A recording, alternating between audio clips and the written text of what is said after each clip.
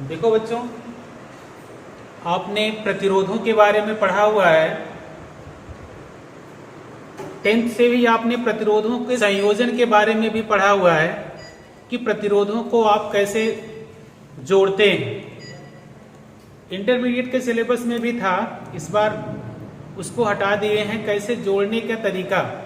लेकिन उस पर जो आंकिक प्रश्न हैं वो आपको प्रतिरोधों का जोड़ना आपको फिर से सीखना होगा, नहीं तो आपको प्रश्नों को सॉल्व करने में असुविधा होगी। अब जैसे आपने पढ़ा हुआ है कि प्रतिरोधों को जोड़ने के दो तरीके हैं। एक आपने पढ़ा हुआ है श्रेणी क्रम संयोजन और दूसरा आपने पढ़ा हुआ है समांतर क्रम संयोजन। और कुछ सर्किट्स में जिसमें ये दोनों हों उनको आप कहते हैं मिश्रित क्रम संयोजन। तो यहाँ पे आज हम आपको दोनों का संयोजन, श्रेणी क्रम संयोजन और समांतर क्रम के बारे में थोड़ा सा बताएंगे। फिर आपको उस पर बेस्ड कुछ न्यूमेरिकल्स भी बताएंगे। देखिए, जो प्रतिरोधों का संयोजन है, सबसे पहले तो प्रतिरोधों को आप निरूपित कैसे करते हो। देखिए, प्रतिरोधों को आप इस तरह से आड़ी तिरछी लाइन से इस तरह से व्यक्त करते हैं। यही क्या आपका रिप्रेजेंट करता है, ये आपका प्रतिरोध है। कहीं कहीं पर आप सर्किट में ये पाओगे कि जहां पे प्रतिरोध बना हुआ हो उसको उसके ऊपर एक एरो लगा होगा। ये एरो ये परिवर्ती प्रतिरोध को व्यक्त करता है। ये किसको व्यक्त करता है बेटा? परिवर्ती प्रतिरोध। परिवर्ती प्रतिरोध का मतलब कि इसके प्रतिरोध को आप अपनी इच्छा के अनुसार कम या ज्यादा कर सकते हो।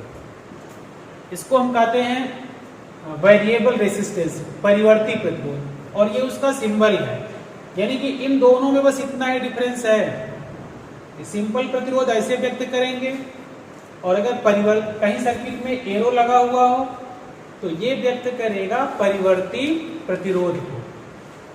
अब देखिए, प्रतिरोधों का जो संयोजन है, प्रतिरोधों के संयोजन की दो विधियां हैं। पहला आप कहते हैं ये जो कॉम्बिनेशन ऑफ रेसिस्टेंस है,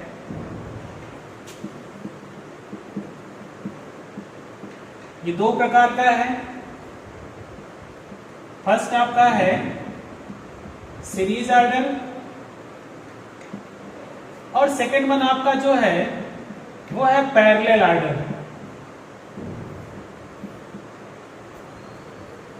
किसी भी रेसिस्टेंस में दो टर्म्स हुए, अगर मान ले हम ये कह दें ये आपका रेसिस्टेंस है तो ये इसका पहला हिस्सा कह दो, या आप इसको कह दो स्टार्टिंग पॉइंट है और ये एंड पॉइंट है, यानी कि ये प्रारंभिक बिंदु हुआ और ये अंतिम बिंदु हुआ। तो जो श्रेणी क्रम आपका है, सीरीज ऑर्डर है, सीरीज ऑर्डर हम उस ऑर्डर को कहते हैं जिसमें प्रतिरोध आपके इस प्रकार से जोड़े जाए कि पहले प्रतिरोध का जहां पे अंत हो दूसरा प्रतिरोध वहीं पे जुड़ जाए, वहां से वो शुरू हो।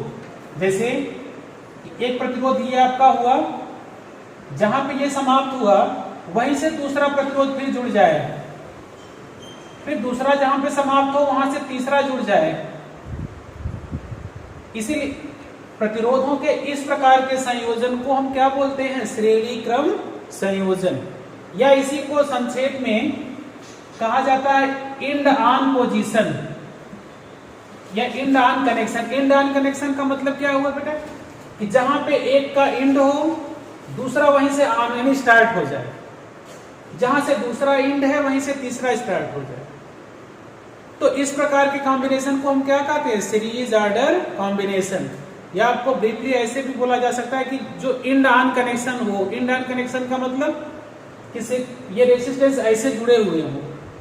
तो जैसे मान लीजिए कि यहाँ पे ये तीन रेसिस्टेंस हैं, ये R1 मान लो, ये R2 और ये R3, ठीक है। अब मान लीजिए कि ये तीनों रेसिस्टेंस कहीं पे किसी सर्किट में जुड़े हुए हों, तो एक शब्द आपको मिलेगा कि तुल्य प्रतिरोध क्या होता है। मान लीजिए किसी सर्किट में ये तीनों प्रतिरोध लगे हुए थे, हमने क्या किया कि इन तीनों प्रतिरोधों को हटा करके इनके स्थान पे कोई एक नया प्रतिरोध लगा दिया और हमने ये देखा कि इस सर्किट में जो पहले विभव था और जो धारा थी वही विभव और धारा अब भी है। जैसे इन तीनों को मान लीजिए आपने किसी वोल्टेज सप्लाई से जोड़ दिया, तो इसमें जो यहां पे पोटेंशियल डिफरेंस मान लीजिए V था और इसमें करंट थी I। फिर किसी ने क्या किया कि इनके स्थान पे एक ही रेजिस्टेंस ऐड किया, मान लीजिए वो R, और अब भी वहां पे पोटेंशियल V है और करंट I है। तो अगर ये V और I वही हैं तो ये कहा जाएगा कि इन तीनों रेजिस्टेंसों का इक्विवेलेंट कौन है? R। यानी कि इन तीनों के स्थान पे हमने इसका यूज किया, तो ये जो R है ये क्या कहलाएगा? Equivalent resistance.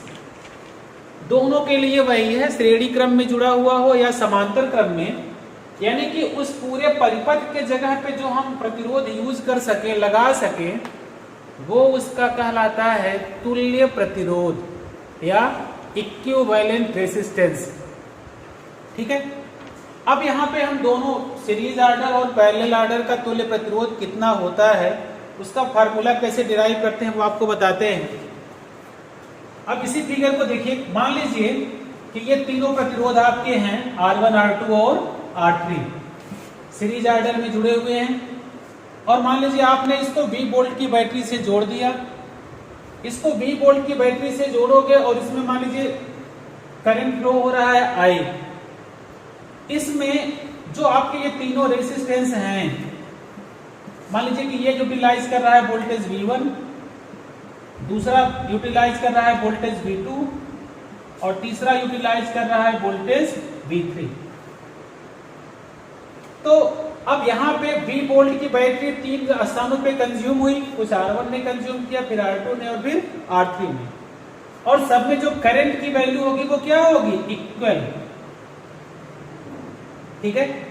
तो यहां से जो इनका जो टोटल V की वैल्यू होगी, तो V किसके इक्वल हो जाएगा? V1 plus V2 plus V3। अगर इनका इक्विवेलेंट रेजिस्टेंस हम कह दें तीनों का मिला के R है, जैसा भी हमने आपको इसके पहले बताया था, तो अगर इक्विवेलेंट रेजिस्टेंस R हो तो ओम के रूल से V किसके इक्वल हो जाएगा? If equivalent resistance is R then V is equal to IR। इसी तरह से यहां पे जैसे ये आपका हुआ, ये V1 कंज्यूम करेगा, तो V1 किसके इक्वल हो जाएगा? देखिए इसमें करंट है I और रेजिस्टेंस है R1, तो V1 is equal to IR1। इसी प्रकार से V2 is equal to IR2 and V3 is equal to IR3। और ये किसके अनुसार है? आप लिख सकते हो अकॉर्डिंग टू ओम्स लॉ। ओम के नियमानुसार आप ये हो गया। अब यहां पे जो V1, V2, V3 सबकी वैल्यू पुटअप कर दीजिए, आपको क्या मिल जाएगा? V is equal to IR, V1 is equal to IR1, V2 is equal to IR2, V3 is equal to IR3। I यहां पे सब में है, आप कॉमन ले सकते हो, तो क्या बचेगा? R1 plus R2 plus R3, I से I कैंसिल, यानी कि इक्विवेलेंट रेजिस्टेंस R किसके इक्वल है? R1 plus R2 plus R3। अब ये आपको फार्मूला मिल गया कि अगर कई रेजिस्टेंस श्रेणी क्रम में जुड़े हुए हों तो उनका तुल्य प्रतिरोध किसके बराबर आएगा? सभी प्रतिरोधों के अलग अलग योग के बराबर हो। अब यहाँ पे जो विशेषता है, अब आपसे पूछा जाता है, आपको कई क्वेश्चन मिलेंगे, तो यहाँ पे आप ध्यान रखिएगा कि श्रेणी क्रम में क्या इक्वल है सब में? करंट। श्रेणी क्रम संयोजन में सभी प्रतिरोधों में वैद्युत धारा का मान एक समान। जो विभव है, अब देखो बेटा, V1 is equal to IR, यानी विभव कौन ज्यादा खर्च करेगा? जिसका प्रतिरोध ज्यादा होगा वो विभव ज्यादा खर्च करेगा, जिसका प्रतिरोध कम होगा वो विभव कम खर्च करेगा, यानी वो वोल्टेज कम कंज्यूम करेगा जिसका प्रतिरोध कम होगा। यानी कि विभव किस अनुपात में वितरित होगा? प्रतिरोधों के अनुपात में। ये दो बातें आपको ध्यान रखनी है कि वैद्युत धारा सब में एक समान और जो विभव होगा वो प्रतिरोधों के अनुपात में होगा। ठीक है। अब दूसरा आपका है समांतर क्रम संयोजन। जो आपका समांतर क्रम संयोजन है इसको हम कैसे डिफाइन करते हैं? समांतर क्रम संयोजन के अगर सभी प्रतिरोधों के एक सिरे एक बिंदु से व दूसरे सिरे किसी दूसरे बिंदु से जुड़े हुए हो, जैसे कि आपके यहाँ जो सीढ़ी है आपकी सारी एक तरफ की जो लेडर्स हैं आपकी वो एक पॉइंट से जुड़े हुए हैं, दूसरा दूसरे पॉइंट से जुड़े हुए हैं, तो प्रतिरोधों के इस प्रकार के संयोजन को समांतर क्रम संयोजन कहते हैं। एग्जाम्पल के लिए मान लीजिए यहाँ पे भी अगर हम तीन प्रतिरोध ले लें R1, R2 और R3 और तीनों प्रतिरोधों को इस प्रकार से जोड़ें, जैसे ये R1 हो गया, ये आपका ये R1, R2, R3, सपोज करिए ये R1 हुआ, ये R2 और ये R3। हमने इन तीनों को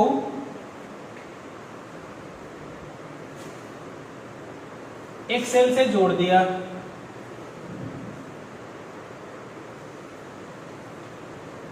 जिसका वोल्टेज है V। अब यहां पे अगर हम इसका इक्विवेलेंट रेजिस्टेंस R मान लें तो यहां से करंट निकलेगा I। अब यहां से ये करंट यहां से तीन भागों में विभाजित हो जाएगा। पहले सर्किट में करंट फ्लो होगा I1, दूसरे में करंट फ्लो होगा I2 और तीसरे में होगा I3। लेकिन तीनों में जो विभव होगा, विभवांतर होगा तीनों के सिरों के बीच, वो एक समान होगा। यहां पे यानी कि यहां इनके सिरों के बीच भी विभवांतर कितना है? V volt. दूसरे वाले के भी सिरों के बीच विभवांतर V वोल्ट, यहां पर भी विभवांतर V वोल्ट। यानी कि इस प्रकार के संयोजन में सभी सेटों में पोटेंशियल डिफरेंस कितना होगा? V। इसमें भी V हुआ और यहां पर भी विभवांतर कितना हुआ? V volt. अब यहां पे देखिए करंट I ही तीन भागों में विभक्त हुई है, I1, I2 और I3। यहां पे अगर हम इसको देखें तो क्या लिख सकते हैं कि current I is equal to I1 plus I2 plus I3। अब यहां पर भी अगर हम मान लें कि इनका इक्विवेलेंट रेजिस्टेंस R हो, if equivalent resistance is R, then अब यहां से देखिए I इज इक्वल टू, चूंकि इक्विवेलेंट रेजिस्टेंस हमने लिया हुआ है, वोल्टेज V है, करंट I है, तो I is equal to V by R। Same way I1 is equal to V by R1, I2 is equal to V by R2 and I3 is equal to V by R3। ठीक है। अब अगर हम इनकी value इस equation में put up करें तो आपको क्या मिल जाएगा? V by R is equal to V by R1 plus V by R2 plus V by R3। V सब में कॉमन है, कॉमन ले लीजिए, कैंसिल हो जाएगा। आपको क्या मिल जाएगा? V by R is equal to V 1 by R1 plus 1 by R2 plus 1 by R3। V से V कैंसिल। आपको क्या मिल गया? Equivalent resistance 1/R is equal to 1/R1 plus 1/R2 plus 1/R3। यह आपका एक जनरल फार्मूला हो गया श्रेणी क्रम के लिए भी और समांतर क्रम के लिए भी। यहां पे हमने सिर्फ 3 प्रतिरोधों को ही लिया था, श्रेणी क्रम के लिए भी समांतर क्रम के लिए भी। तो ऐसा नहीं कि ये 3 के लिए ही सही है। अगर प्रतिरोधों की संख्या 4, 5 या n तक हो तो आप वहां पे क्या लिख सकते हो, श्रेणी क्रम में R1 plus R2 plus R3 plus R4 to till n time. और यहाँ पे 1/R is equal to 1/R1 plus 1/R2 plus 1/R3 plus 1/R4 to till n। तो जो जनरल फार्मूला हमारा हुआ श्रेणी क्रम और समांतर क्रम के लिए, तो आप क्या लिख सकते हो कि श्रेणी क्रम में जो तुल्य प्रतिरोध होगा R इज इक्वल टू वो किसके होगा, R1 plus R2 plus R3 आप लिख सकते हो प्लस कहां तक, अगर n है तो Rn तक। और इसके लिए क्या लिख सकते हो, अगर समांतर क्रम में जुड़े हुए हैं तो 1/R is equal to 1/R1 plus 1/R2 plus 1/R3 कहां तक, 1/Rn। अब जो समांतर क्रम की विशेषता है, आपने देखा कि समांतर क्रम में विभव एक समान है सभी प्रतिरोधों में, धारा अलग अलग है, और जो तुल्य प्रतिरोध होगा वो न्यूनतम प्रतिरोध से भी न्यून होगा। यानी कि अगर आपको कहीं पे कम प्रतिरोध की आवश्यकता हो तो आप प्रतिरोधों को समांतर क्रम में जोड़ेंगे, और अगर कहीं पर ज्यादा बड़े प्रतिरोध की जरूरत हो परिपथ में तो आप प्रतिरोधों को श्रेणी क्रम में जोड़ेंगे। ठीक है, देखिए यहां पे 3 प्रतिरोध हैं, 4 ओम, 7 ओम और 5 ओम। देखने से ये लग रहा है, देखिए पहले प्रतिरोध का जहां पे अंत हुआ है दूसरा वहां से स्टार्ट है, दूसरे कहां जहां अंत है तीसरा वहां से स्टार्ट है। यानी कि ये तीनों किस क्रम में हैं, श्रेणी क्रम में। और श्रेणी क्रम में जो तुल्य प्रतिरोध होगा वो किसके बराबर हो जाएगा, जैसे अगर हम मान लें ये आपका मान लीजिए R1 हुआ, ये आपका है R2 और ये आपका है R3, तो इनका तुल्य प्रतिरोध R क्या हो जाएगा, ये हो जाएगा R1 plus R2 plus R3। यानी कि तुल्य प्रतिरोध क्या हो गया, 4 प्लस 7 प्लस 5, यानी कि ये हो गया 7 4 11 5 16। यानी कि इनका तुल्य प्रतिरोध कितना हो गया, 16। दूसरा आपका है यहां पे देखिए जैसे 6 ओम और 6 ओम, ये 3 प्रतिरोध हैं।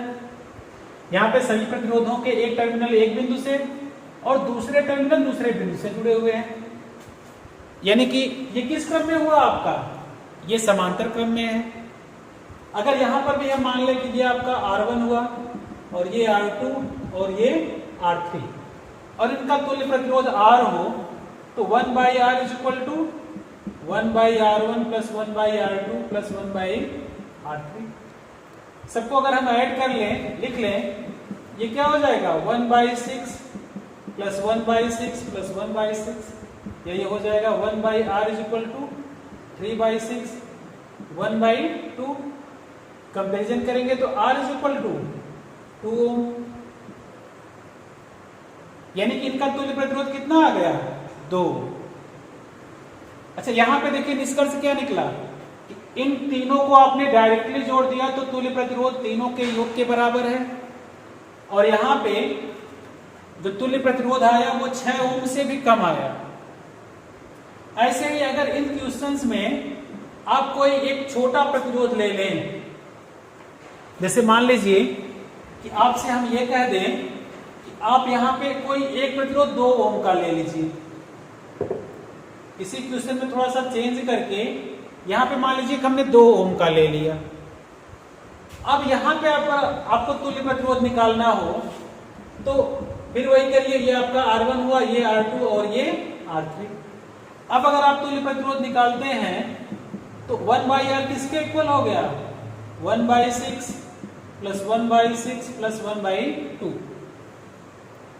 अब ये यहां से किसके, अगर आप इसको एलसीएम लेके सॉल्व करें तो ये हो जाएगा 1/6 1/6 3 to 5 1/r is equal to 5/6 r is equal to 6/5, ये हो जाएगा 1.2 ओम। क्या कंक्लूजन निकला कि जो तुल्य प्रतिरोध होगा वो सबसे छोटे प्रतिरोध से भी छोटा होगा। यानी कि हमने सबसे छोटा प्रतिरोध 2 ओम का लिया तो रिजल्ट हमारा कितना मिला, 1.2 ओम। अगर हम इसको 1 ले लें या किसी एक को इसमें हम 1 कर दे, 1 ओम ले लें, तो जो तुल्य प्रतिरोध मिलेगा वो 1 ओम से भी छोटा मिलेगा। यानी कि समांतर क्रम संयोजन में जो तुल्य प्रतिरोध का मान होगा वो सबसे छोटे प्रतिरोध से भी छोटा होगा। जैसे अब यहाँ पे ये कुछ फिगर्स बने हुए हैं, आपको यहाँ पे A और B के बीच का तुल्य प्रतिरोध ज्ञात करना है। ठीक है, अभी हमने आपको श्रेणी क्रम और समांतर क्रम का सिंपल एग्जांपल लिया था। ये मिश्रित क्रम में है, यानी कि इसमें कुछ श्रेणी क्रम में भी हैं और फिर समांतर क्रम में भी है, या समांतर क्रम में भी हैं और श्रेणी क्रम में है। तो इस क्रम को हम क्या कहते हैं, मिश्रित क्रम। यहां पे देखिए, अब जैसे मान लीजिए हम पहले क्वेश्चन को उठाएं तो यहां पे 2 प्रतिरोध हैं, ये 8 ओम का और ये 8 ओम का। ये दोनों प्रतिरोध किस क्रम में हैं, ये समांतर क्रम में है। ठीक है, अगर हम इनको मान लें कि ये हमारा R1 है, ये हमारा R2 है और ये हमारा R3 है। ठीक है, तो R1 और R2 का जो तुल्य प्रतिरोध होगा वो क्या होगा, उसको अगर हम R डैश ले लें तो 1/r डैश इसके इक्वल हो गया 1/8 प्लस 1/8, या 1/r डैश इसके इक्वल हो गया 2/8, ये हो गया 1/4। तो r डैश किसके इक्वल हो गया, 4 ओम। यानी कि जो इसका आप नेक्स्ट फिगर ड्रा कर सकते हो वो इस तरह का बनेगा कि ये A हो गया, A से आपने बना लिया ये 8 ओम का, और अब इन दोनों के स्थान पे ये R डैश कितना हो गया आपका, 4 ओम, और ये आपका हो गया टर्मिनल B। अब ये 8 ओम और 4 ओम किस क्रम में है, श्रेणी क्रम में है। तो इक्विवेलेंट रेजिस्टेंस या तुल्य प्रतिरोध R क्या हो जाएगा, R1 प्लस या R dash R3 plus R dash, यानी कि 8 धन 4, ये बराबर हो गया आपका 12। ठीक है, दूसरे क्वेश्चन में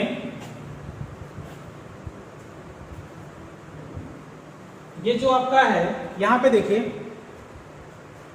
ये A और B के बीच का तुल्य प्रतिरोध ज्ञात करना है। अब ये दोनों प्रतिरोध आपस में किस क्रम में हुए, पहले श्रेणी क्रम में,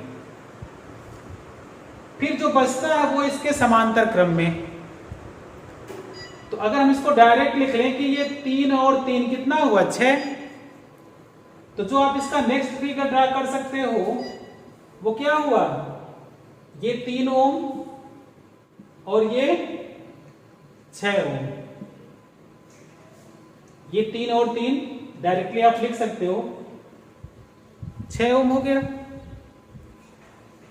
3, अब यहां से इनका इक्विवेलेंस क्या हो जाएगा, मान लीजिए R है तो 1/r इज इक्वल टू, अगर हम इसको कह लें कि ये हमारा R1 है और ये R2, तो 1/r1 प्लस 1/r2, तो ये हो गया 1/3 प्लस 1/6, और ये हो जाएगा ये 1/r is equal to 2 3 LCM लीजिएगा 6, और ये 2 प्लस 1 3 हो गया, 3/6 2। तो इक्विवेलेंट रेजिस्टेंस R कितना आ गया, 2 ओम। इसी तरह से आपका जो थर्ड क्वेश्चन है, देखिए यहां पे इस क्वेश्चन में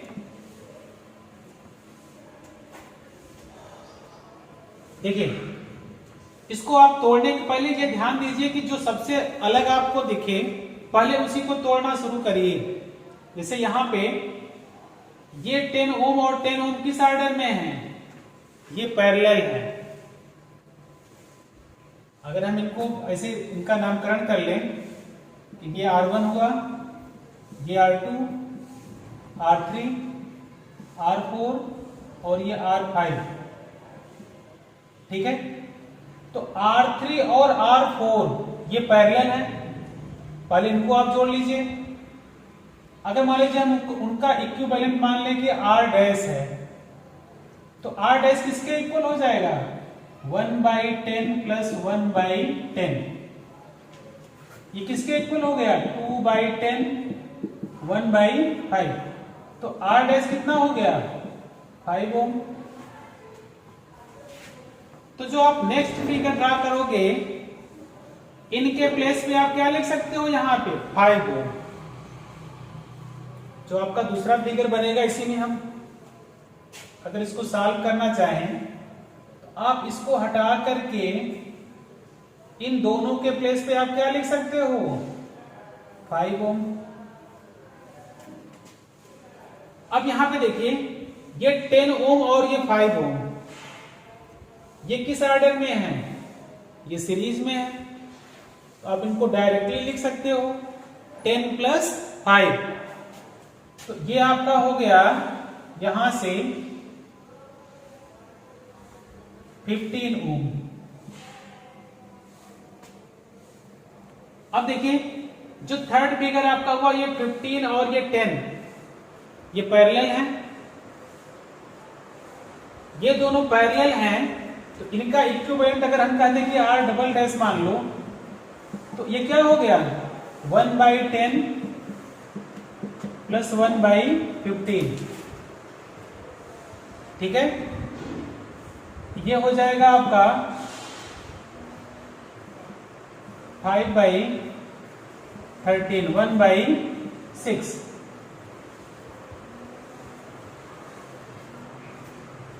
R डैश की वैल्यू, डबल डैश की वैल्यू कितनी आ गई, 6 ओम।